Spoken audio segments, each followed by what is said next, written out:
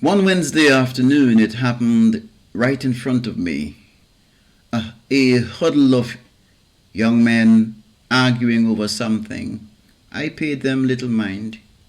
They were wharf rats who made a living begging money off the tourists. When the ocean liners weren't in, they drifted around the town, pulling at the skirts of schoolgirls and pushing their pelvises against them. Many parents waited at the school gates and escorted their daughters home. A single protesting voice rose up from their midst, pitched high and desperate, heads turned, followed by a patter of fast approaching feet. Market people loved a fight. There came a flare of voices from the knot of hooligans. I heard the word respect, then fuck up, then fucker. Then a thud like a fist sinking into a pillow.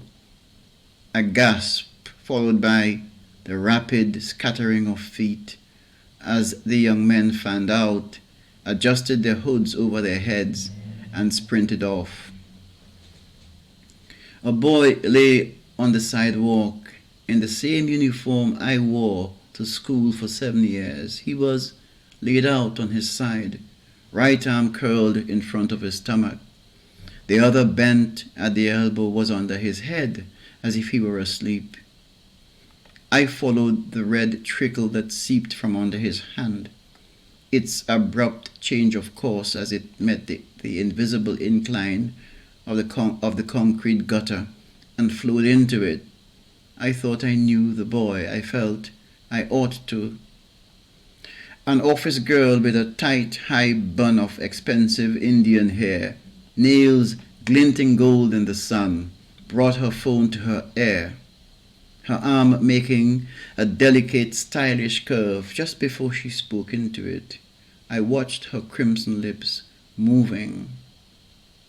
I walked across the road, knelt and touched the boy's forehead. I stood up, ignoring the shock on all those faces fixed on me. They were reading me, I knew, studying my expression, waiting perhaps for the howl that would confirm for them that this dead boy was family. I did none of that. I simply stood over him. When the police came, they rushed me. The largest one slammed my back against the wall, jammed a knee into my stomach, and pressed an elbow against my throat. I choked on my breath and held his eyes. He did not like that. He threw me on the pavement, dropped his weight on my spine, then dragged my hands behind my back and handcuffed me. A little car arrived. It stopped in the middle of the road. An apparition got out. A white head of hair, eyes like two knobs of flaming coals, lip that would look perfect on a battered leather purse. White hair shouted something.